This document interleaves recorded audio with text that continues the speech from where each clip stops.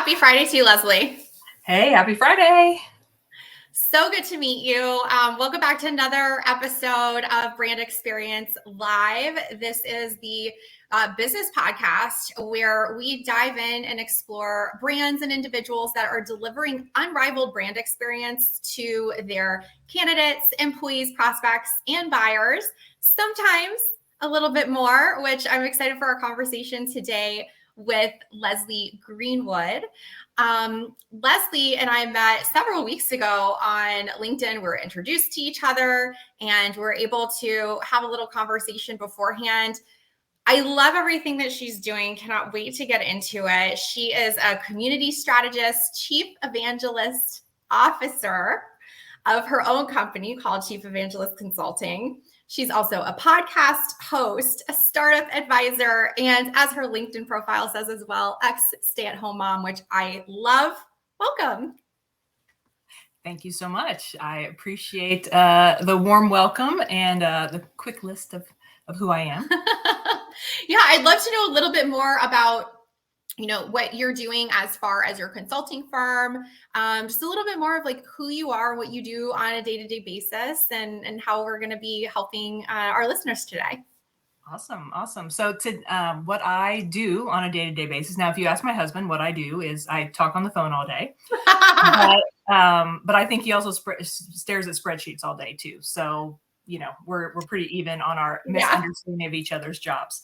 So I work with businesses and networking organizations looking to bring community into their strategy. So if it's a networking membership-based community, we would work together. Or if it's a brand and you're looking to bring community as part of your go-to-market strategy, whether it's for acquisition or retention, support, success, there's quite a few different business outcomes that we can align to. So that's the main thing that I work on every day is just, helping my clients bring and launch an amazing community that will support their business goals.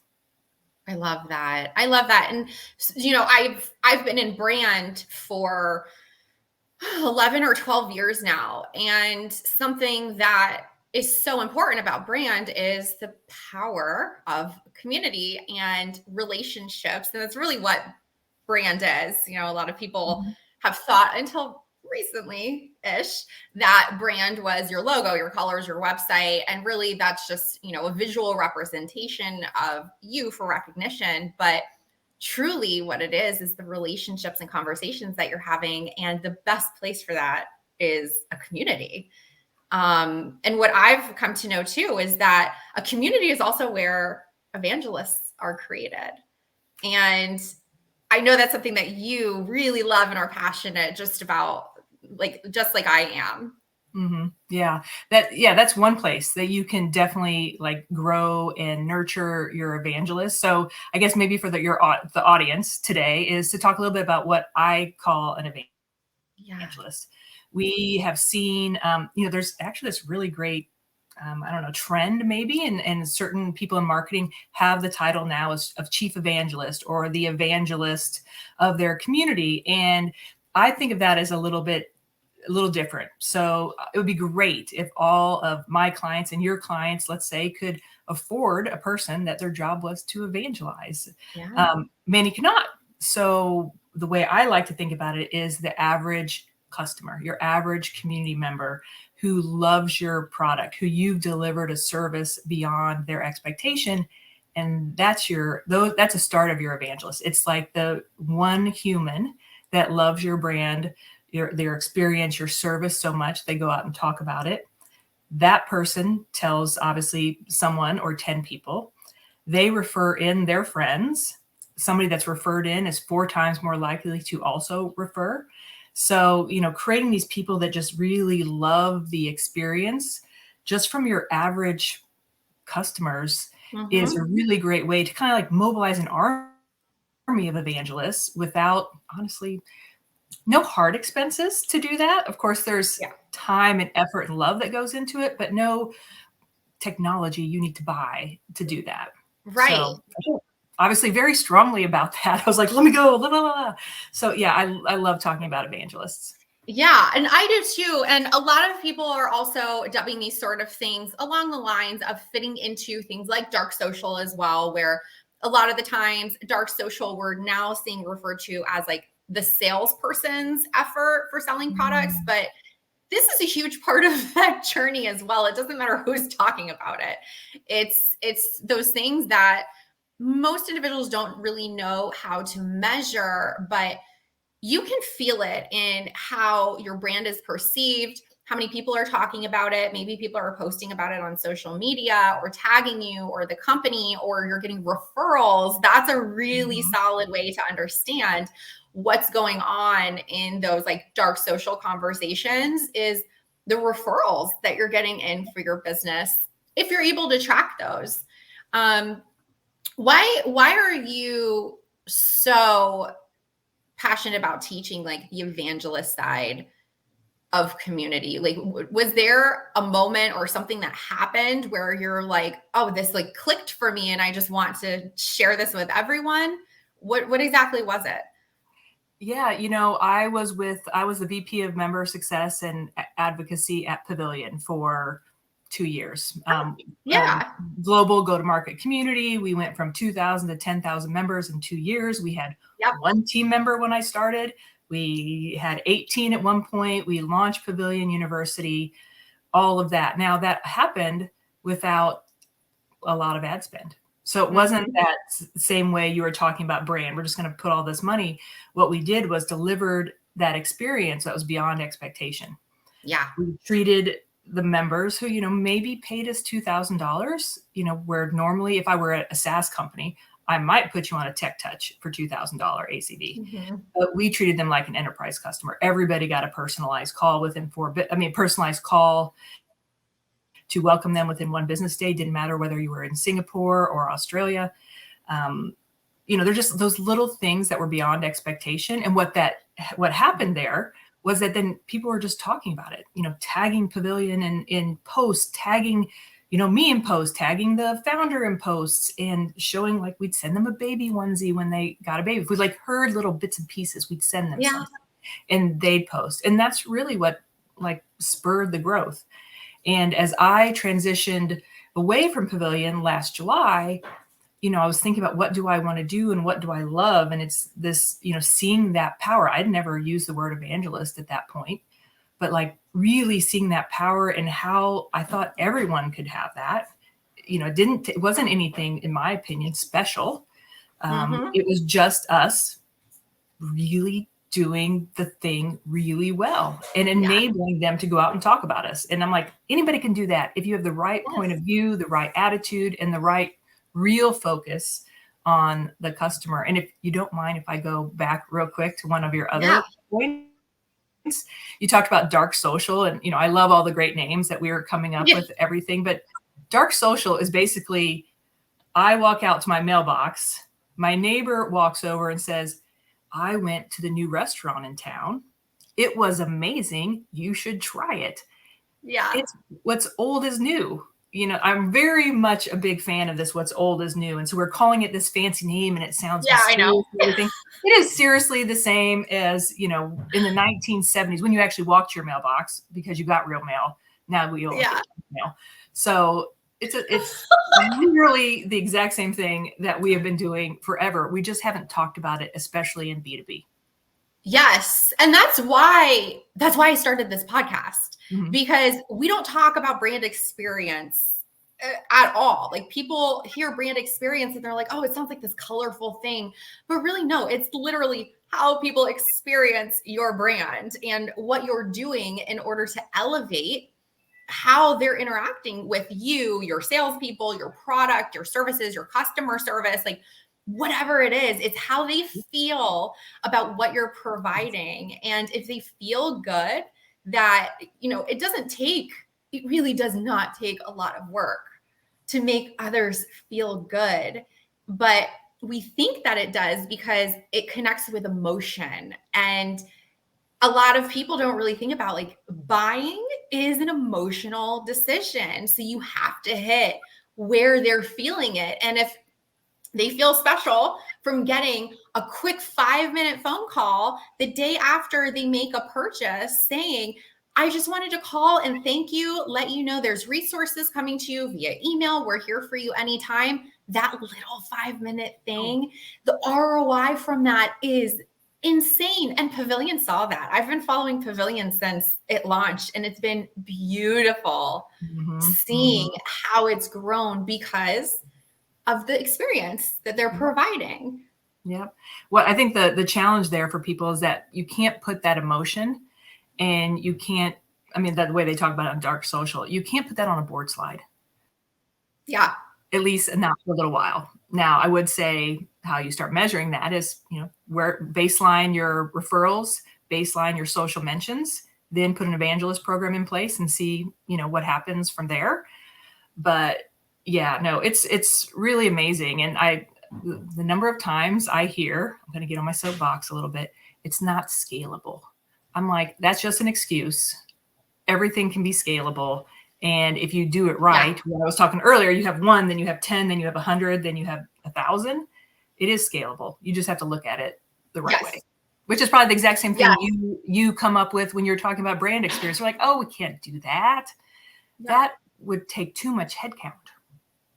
No, and I've had these conversations a lot of the time. I've been hired on the employee side. I've always been hired as head of marketing and brand. And the first thing that I have to do is put in processes and procedures and understand, okay, what are we doing? Where are our touch points? How are our people interacting internally? How are people interacting externally?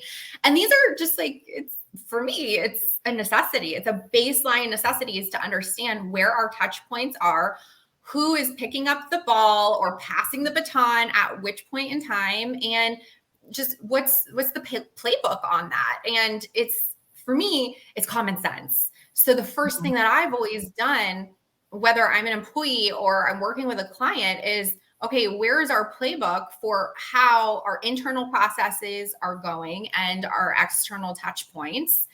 And that alone can enhance your brand experience because there's a plan in place, and it's not hoping that someone else understands what someone else is saying, right? Is the messaging good? Is there continuity? Is there, right? It makes a huge difference. It's absolutely scalable when you can put things into a playbook. That's the whole point, right? If you can put something in a playbook, you can hand it to another person and they can teach themselves because you've identified a process. And if you make it simple, you can report on it. Absolutely. Especially if it's something you're implementing afterwards and you've already had your community or your organization, you can say, we implemented this playbook for evangelism or brand experience, or whatever you want to call it. And you can absolutely relate it to an increase in sales or members or conversations or questions that you're getting. Renewals. Yes. Can we talk about this for a second? Actually, I'm glad that you said that word, because whether it's with a community or a subscription or a one-off product, which for me, I don't think that exists if you're doing it correctly. True. A lot of businesses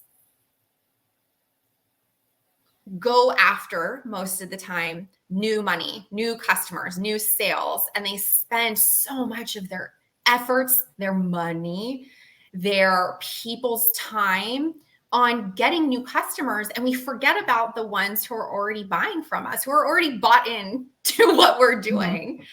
And they don't focus on renewals or repurchase, or maybe you can have a subscription service. Oh my goodness. How often are you having this conversation? I think many of the more mature organizations I'm dealing with, because they're mostly in B2B SaaS, they get it. They understand. Now, let's say they get it in theory. Let's put it that way. And they understand they need to put that. It's interesting. When I first started, I had a lot of conversations with early stage founders, because I thought, this theory of evangelism, this theory of, how do we treat the customer from the very moment they interact with us, needs to be an anchor of how everything goes from there. And the anchor needs to be in good times and in bad times, because unfortunately, a lot of the anchors move depending on the winds of the economy. Mm-hmm. But what I found with them was they didn't understand, because they just needed to get growth. Yeah. You know, it was all sales, because it's still founder driven sales, et cetera. And I was just trying to like, please, I even offered one guy like, please, I'll do it for free. Just let's put a playbook in place for how are you going to treat your customers post sale. Yes. And we didn't get there because it was very difficult. And this is definitely founder, you know, early stage founder. Yeah. That he couldn't even put the mental bandwidth into working with me for free to put that in place. And, you know, I see that all the time. I spoke to a customer yesterday, actually, and they have a small customer base. They're bringing in a little bit of new sales, but they're losing the same amount every month. So they're flat.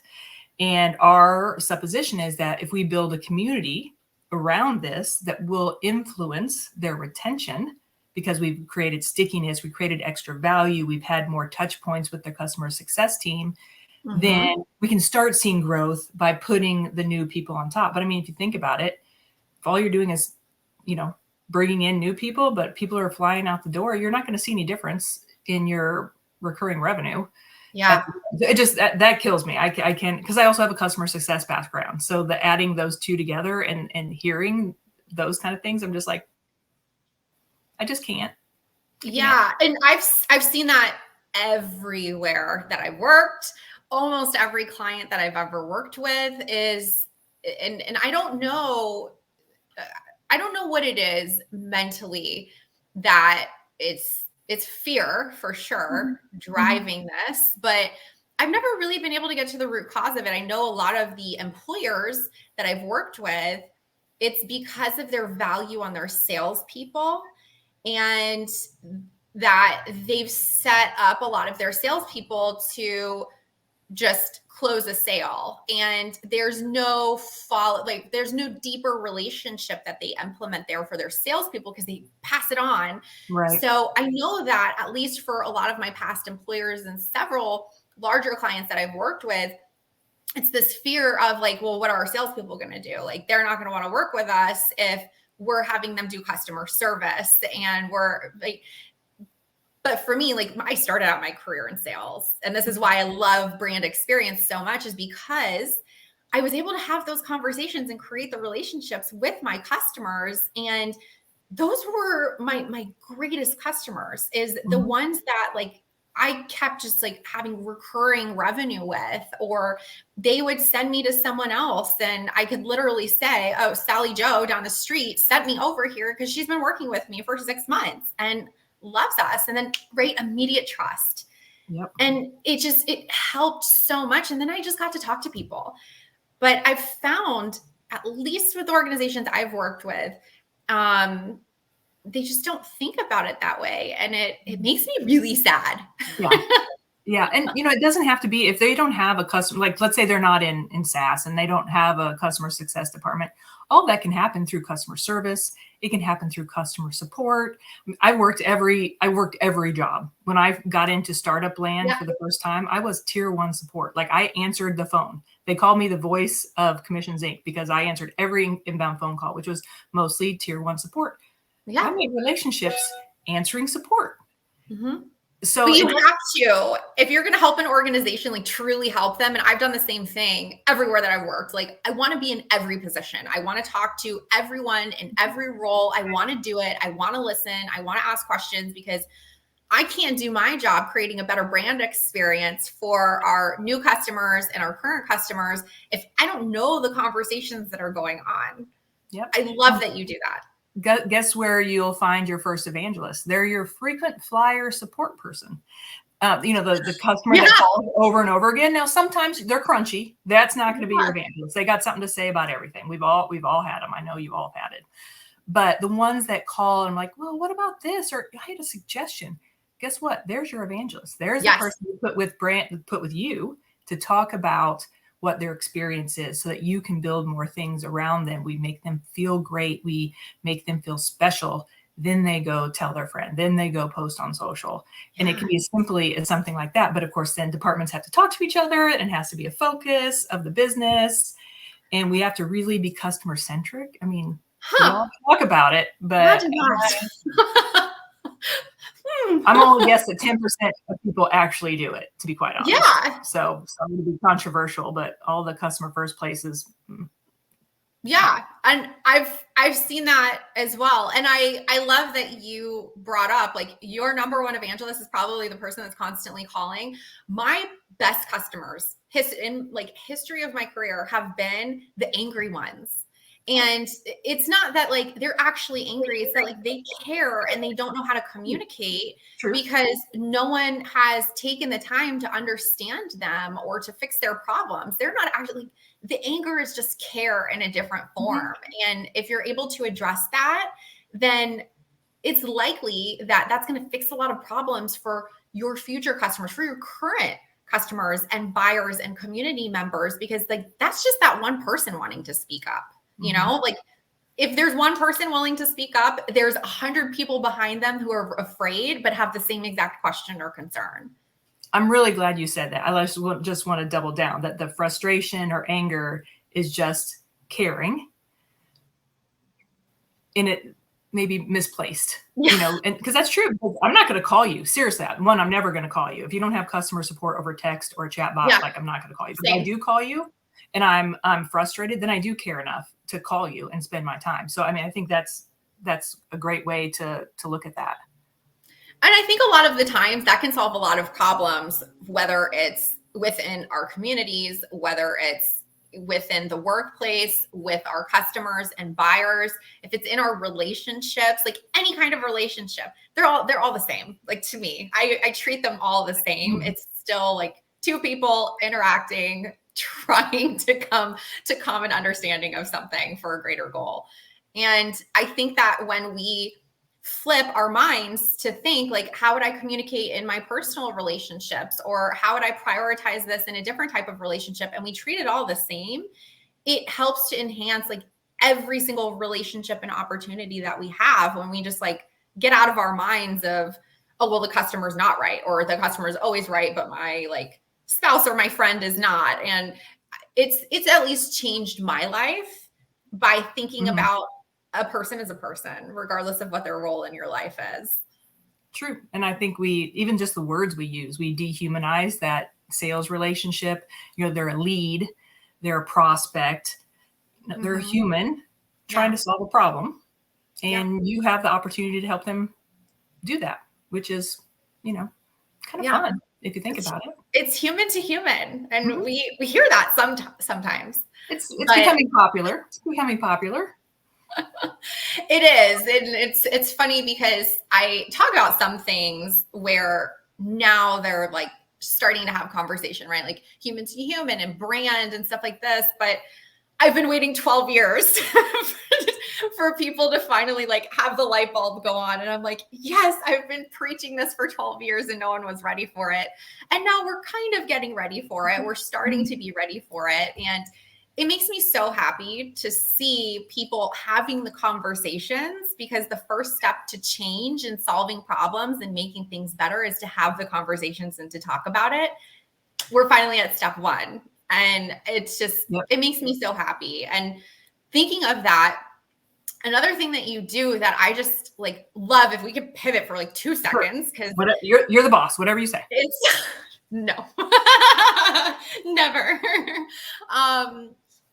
You have this group community that you've also, like an additional one that you've been a part of, that it speaks so closely to me, because my target audience and the people who I really want to help, like closest to my heart, are women trauma survivors who are also either executive leaders or entrepreneurs. And for me, it's just so important to target someone who's like me, right?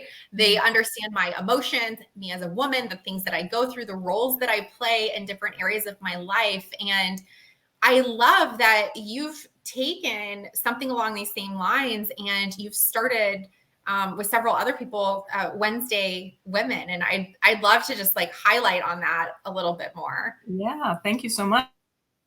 Well, yeah, Wednesday Women is funny. It started as, I think I made a post just saying, where are the women CEOs in my feed?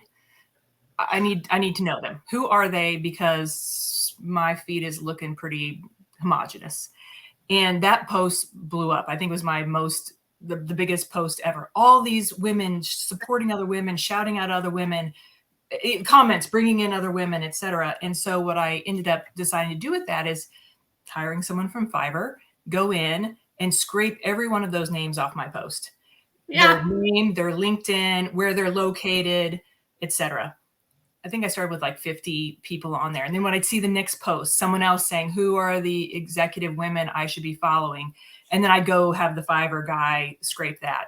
We're up to 500 women that have been somehow nominated through feeds, at least that only, honestly, they're just the ones I see.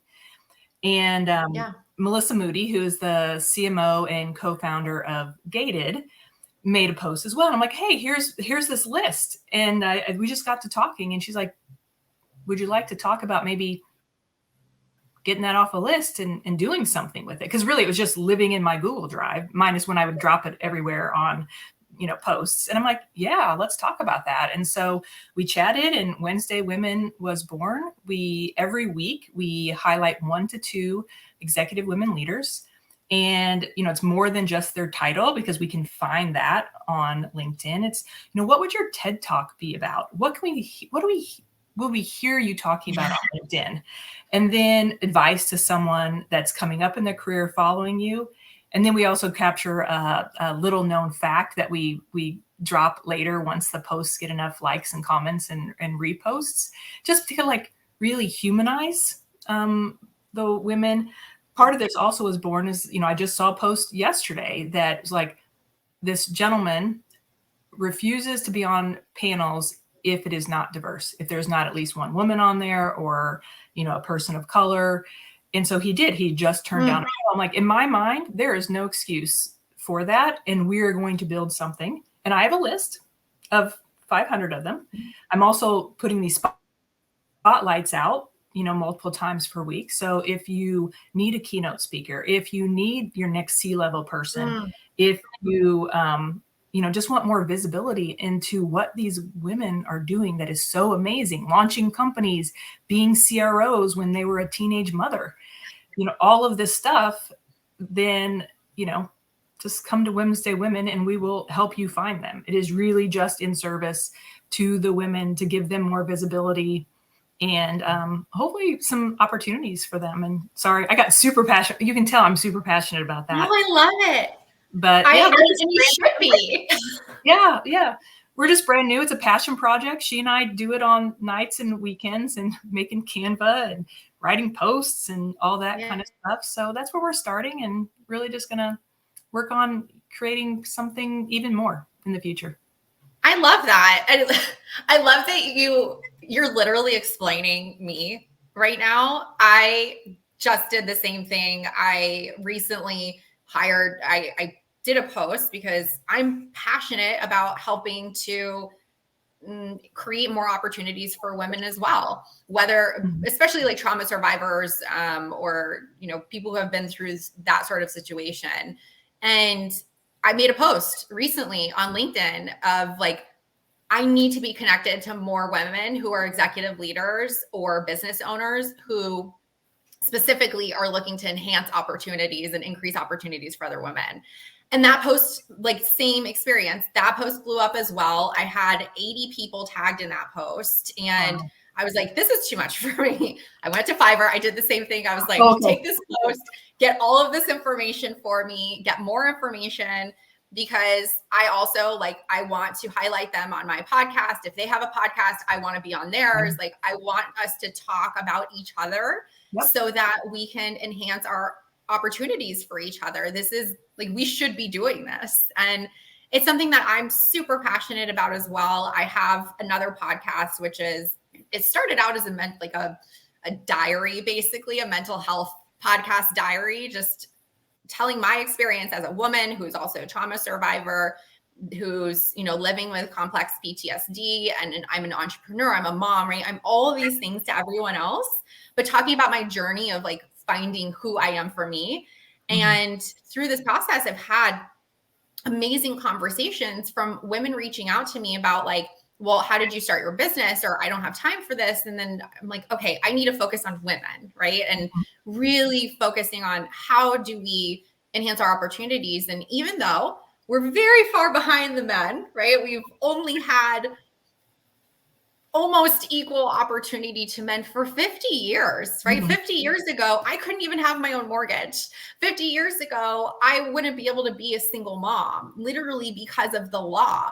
So within the last 50 years, looking at the change that we've been able to make in the world, some of the most successful countries in the world are now run by women. It's like, there's something here. We need to uplift each other and support each other and show how easy it is when we understand the simple things that are at the tips of our fingers just to enhance our world a little bit through this community. I love what you're doing. It's the same like journey that I'm on.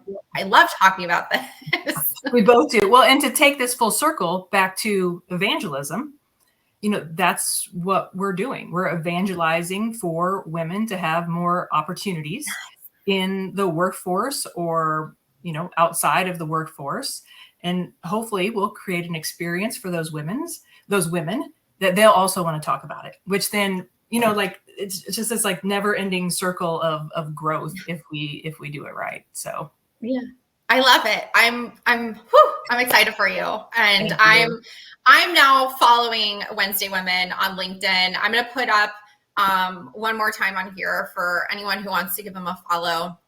You just search Wednesday Women on LinkedIn. There's a little blue logo. I went through this exercise with Leslie, so I know how to find them.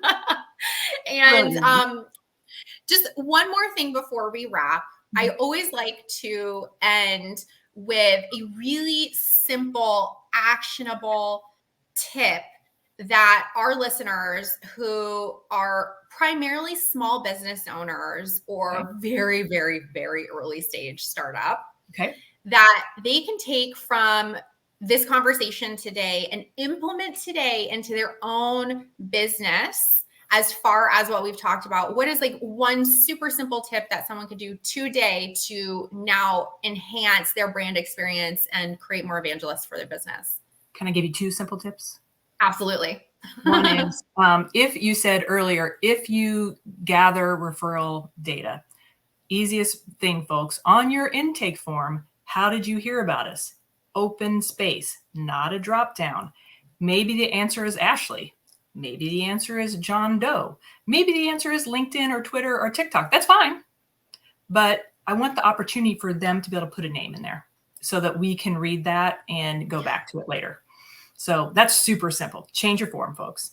The other thing is like, where do you find your evangelists? The first place would be, if you have a community, look at your login data, see who's logging in. They may not be the ones that are talking all the time, but they're the ones that are logging in 3 times a week and they're learners. So they value your content. If you have a product, use your Pendo or usage data and figure out who's using it every day.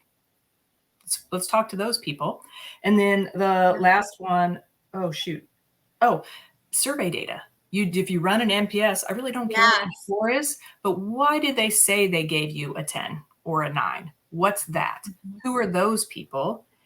And we should be having a conversation with those people. Or let's talk to your detractors. If they wrote something down, that's really the key for me is, did they write something down?